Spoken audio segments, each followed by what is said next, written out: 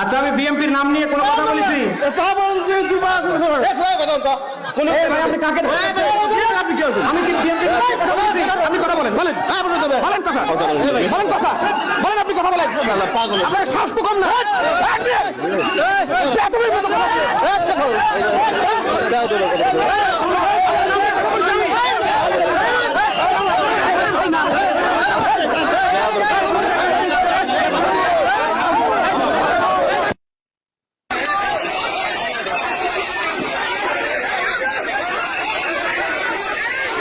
ভাই আপনাদের বিবেচনা করবে দেশের 18 কোটি মানুষ।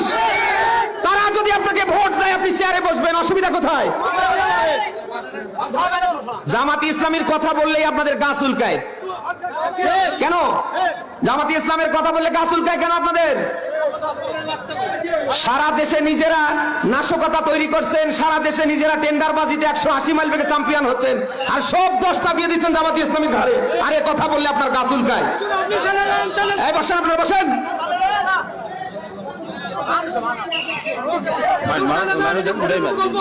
না ভাই, এখানে তো আমি কারো নাম ধরিনি। ঠিক আছে,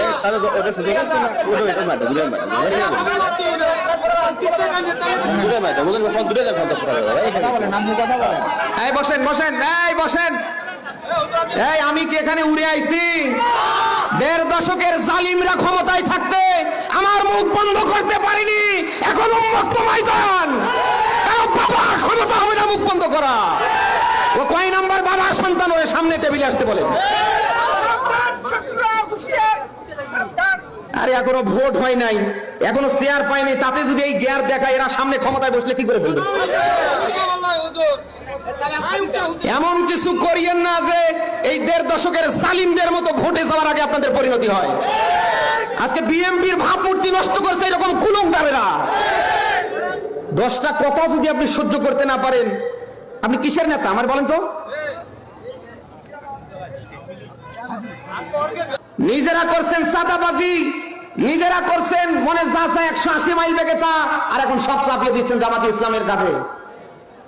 এটা 5 তারিখের আগে না, এটা 5 তারিখের এখন পর। বলেন না কেন? 5 তারিখের আগে মানুষের চোখে ছিল চশমা পরা, এখন কারোর চোখে আর চশমা নেই।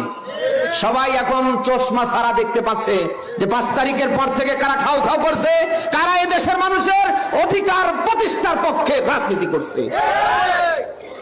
আপনাদের তো এই কথাগুলি বলতে গিয়ে একটু মুখে একটু বাধার দরকার। জামাতি ইসলাম নিয়ে আপনারা নানা বাজে মন্তব্য করছেন কেন? জামাতি ইসলাম কি ইসলামী ব্যাংক? জামাতি ইসলাম কি ইসলামী ব্যাংক খেয়ে ফেলছে না উদ্ধার করেছে? চোখের সামনে দেখেও আপনাদের তো ইতিহাস জানা দরকার। জামাতি ইসলামের আপনার যে ইসলামী ব্যাংকের প্রতিষ্ঠাতাকে